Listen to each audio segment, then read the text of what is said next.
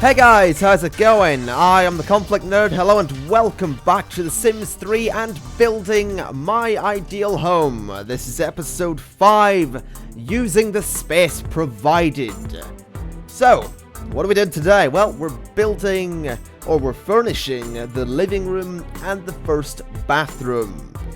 So the reason the episode's called Using the Space Provided is because with this living room, I didn't quite think about just how much free space there was. So we have the big flat screen TV at one end of the room, then at the other end of the room we're going to put in our sofa and our 2 chairs, and then in between the sofa and chairs and the TV there's a lot of empty space, as you can see. So I didn't know how to fill this in. That was the big problem. At this point especially, the room was looking to me to be very, very empty. So I thought, right, we'll put bookcases in. We'll make it look like it has a little bit more going on, which I think worked quite nicely. It looks like we have a couple of built-in cabinets. We're again going to go with the typical and traditional wood texture that we've been sticking to.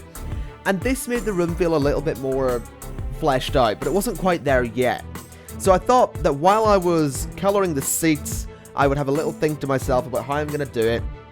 The seats actually, side note, really happy with how these turned out. I love the kind of metallic blue colour that I went for.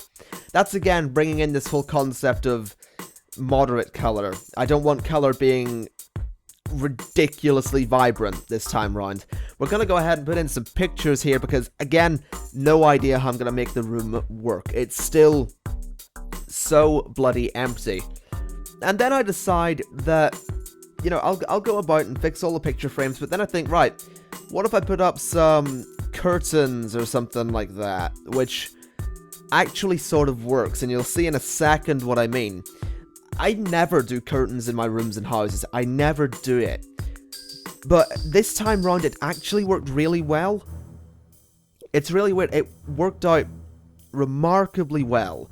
It brings the room together really nicely.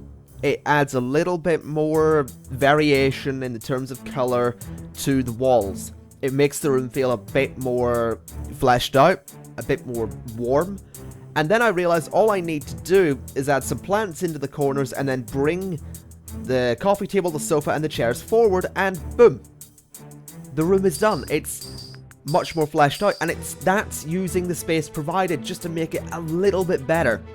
Onto the bathroom now, much more simple. It's as simple as putting in the bath, the shower, the toilet, and the sink, or the toilet if you prefer. But that is really it for the bathroom. You know, we go about, we add in some colour to make it, match and all of that, but really, folks, bathrooms are the easiest thing to build. You don't need to make them a feature of the house because they're not a feature of the house. The living room has been the most challenging build I've done so far, and that's weird to say, but it's done, it's dusted, and so is this episode, folks. Hope you've enjoyed it. I've been the ConflictNerd, and as always, I'll see you next time.